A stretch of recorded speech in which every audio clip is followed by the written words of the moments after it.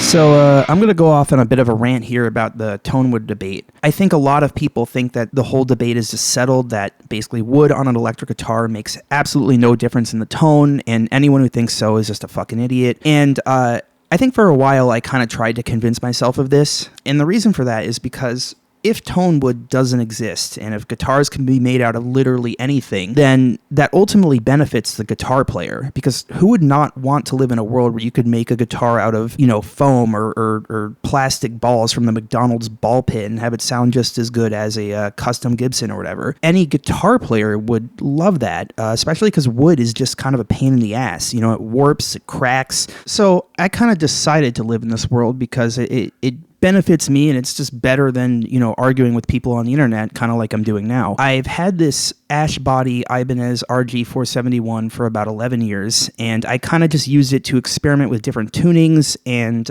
basically do work on it that I didn't care about, but I actually really like it. It plays fantastic. It's been on pretty much every musical project I've ever worked on, and I kind of settled on B standard as my new favorite tuning, and I recorded an EP in B standard on that guitar, and I'm in the middle of recording another one. But for this EP, I really wanted a backup, because this ash body Ibanez, because I've done so much to it with a soldering iron, sometimes has electronics problems. And there's also more things I want to do to it to make it look even more ridiculous, and just why the fuck not? I am eventually going to get a 7-string, like a nice one, to record and play these songs. I decided to buy a backup guitar as opposed to spending a lot of money on a nice 7-string for now. So I bought an Ibanez RG421 with pretty much identical specs, except for the fact that the body was made out of allegedly mahogany as opposed to ash. I don't know how much of the body is actually made out of mahogany or some other composite, but the wood is definitely softer and lighter than the RG471 that I was using. So I dropped the same pickup that I have in the RG471, which is a DiMarzio Titan, and I just couldn't believe how much better it sounded than the ash body Ibanez. And I kind of struggled to figure out why that is.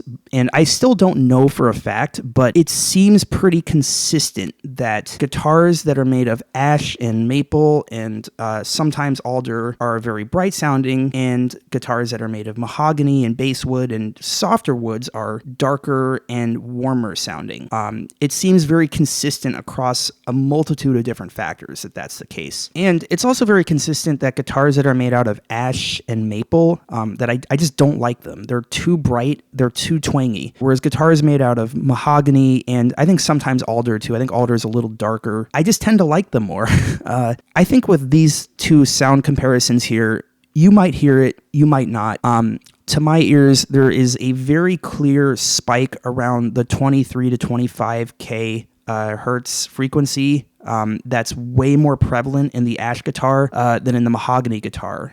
In the mahogany guitar, it's still there, but there's these harmonics that are kind of hiding it. And like I said, this is very consistent. Mahogany guitars have a more compressed, harmonic rich sound, and ash guitars have this spike that's just right in the mix there. I personally fucking hate that spike. I don't like that sound. It's just poison to my ears, and being a metal player, it's the last thing I want to hear. I'm making dark music, I want a dark sounding guitar. So I don't know why so many guitar companies use ash and maple on metal oriented guitars. I personally, that spike just annoys the shit out of me. So alright, this is gonna get a lot of hate probably, but I think the idea that the wood that a guitar is mounted on cannot possibly affect the tone of electric guitar is ridiculous, because in order for that to be the case, the strings would have to basically vibrate in a vacuum.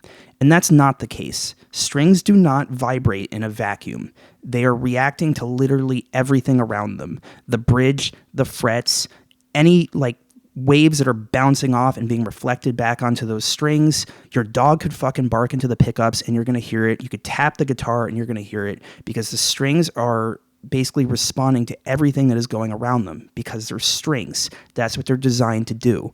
So to say that the density and the properties of the material that these strings are mounted on has no effect on the way these strings are vibrating is ridiculous. It's just not the way physics works. So even if pickups work with magnetic induction and are not supposed to be microphonic, it doesn't change the fact that they're picking up the vibrations of the strings, which are responding to, like I said, everything that is going on around them. And there's nothing magical about wood that can't technically be recreated with a 3D printer. In fact, I'm really hoping that happens, that there's some sort of guitar company that makes 3D printed guitars that actually try to replicate what a dry-aged chunk of mahogany or a dry-aged chunk of alder that's been sitting for 30 years sounds like, and actually tries to capture those properties, because I think that would really be the best of both worlds. You would have a guitar that would resonate, and you wouldn't have to deal with warping, and potentially could cost less to manufacture. But if I'm being 100% honest, I just have not heard any composite electric guitars that sound great. And I haven't been able to play them because they're just not in stores. And I'm really hoping that changes. I think it could be like amp modeling, which I exclusively use Fractal products at this point, because they're close enough to tube amps, and the benefits greatly outweigh the minor differences in tone. And I think composite guitars could also be like that. I just have yet to actually hear it or play it. And like I said, I'm hoping that changes. I think it comes to the question of, okay, how much does Tonewood affect the tone? And I think at this point, it's completely subjective. There's no scientific way of demonstrating this, especially not on YouTube. We're all fucking snake oil salesmen. So I'm not claiming here with my YouTube compressed audio or my rant to be any sort of scientific arbiter of acoustics, which is an insanely complicated science that people spend millions of dollars trying to get a venue to sound good and completely fail at it.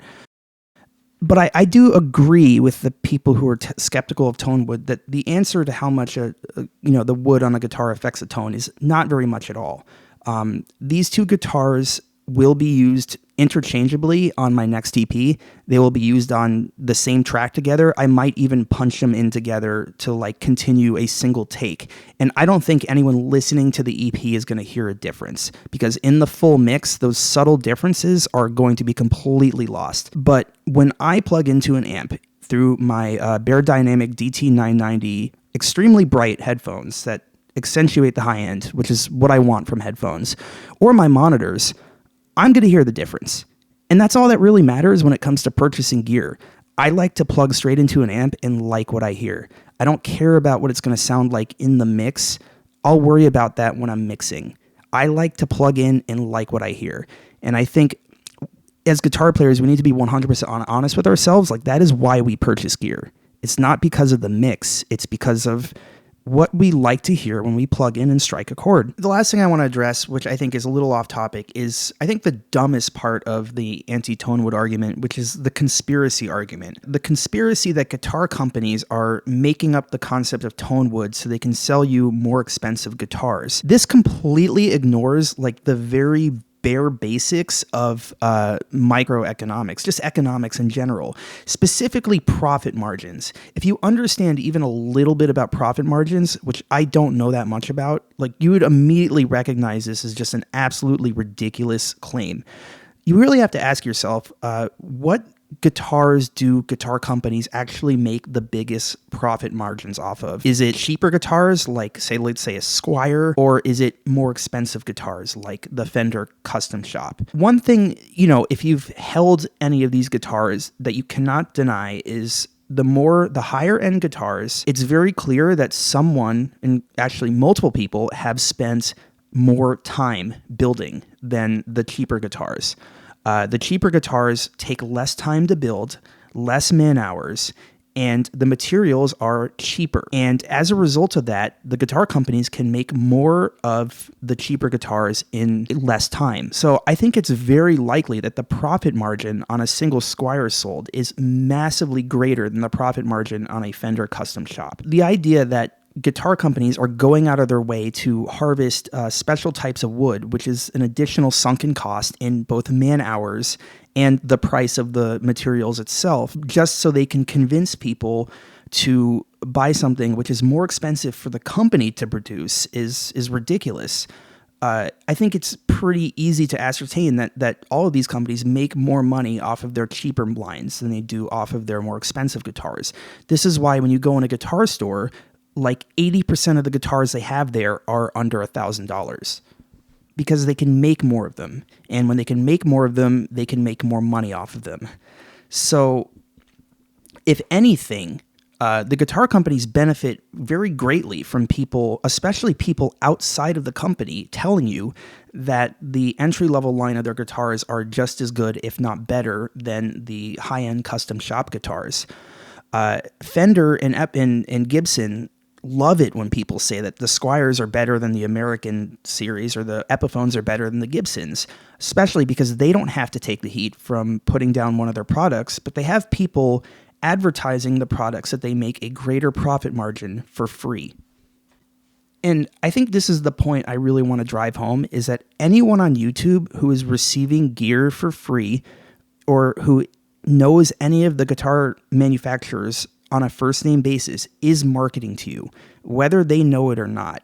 And I think it's really important that you as a viewer and a consumer understand that you are being marketed to by these influencers just as much as you would be if you picked up a guitar. And this isn't a personal dig at any of these people. I don't think there's any grand conspiracy. I think they're just part of a marketing machine because that's how they make a living. YouTube doesn't pay these people jack shit.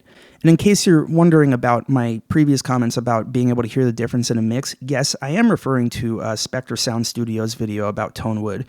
And that's not a personal dig at him. I actually think that video is technically correct, that in a mix, you can't tell the difference. And I think his content is generally pretty good when you actually watch till the end, but I do think his hyperbole is a form of marketing. And the story that, you know, the big guitar companies don't want you to know that buying this cheap gear made in China will actually be just as good as their custom shop is a form of marketing. It's a marketing story that a used car salesman would tell you to sell, you know, a cheap fucking Honda or whatever. And this isn't to dig at cheap guitars either. Like I said, I really like the Ibanez RG400s. I actually think Ibanez really kills it when it comes to entry-level guitars. They blow the shit out of Squiers. They're way better. You know, most of the guitars I own are under $1,000, but that doesn't mean that there's absolutely no difference between guitars in like the $300 range and guitars in the $2,000 price range. All I'm really saying here is that if you play guitar, you should trust your ears more than you trust what people on the internet say. And it's better to seek out gear reviews that center around whatever musical context that you're using that gear in, not necessarily trying to look at things quote unquote scientifically. And then I think you really have to ask yourself, do you spend most of your time recording in a studio, or do you spend most of your time playing live? Or do you spend most of your time practicing? And do you want to sound good practicing? Personally, I do. I don't want my guitar only to sound in a way that I like it after I've put a post EQ in a mix. I want to at least have a starting point when I plug into an amp with nothing. That way, I at least that'll make the rest of the process easier. And just to take it with a grain of salt, this isn't a personal dig at anyone. Like, don't take it too seriously. If you think everything I'm saying is bullshit and you think that Tonewood doesn't matter, I'm actually happy for you. You're probably, I wish I believed the same thing. I'd be happier and more productive and less detail-oriented and OCD. But you know, when you listen to pretty much any of the great guitar players like Jimmy Page, Eric Clapton, Slash, I've heard talk about this. Like, they're pretty much all crazily detail oriented when it comes to their tone, even when it comes to things that even I don't think matter. I'm okay with being as crazy as them when it comes to guitar tone. Important caveat.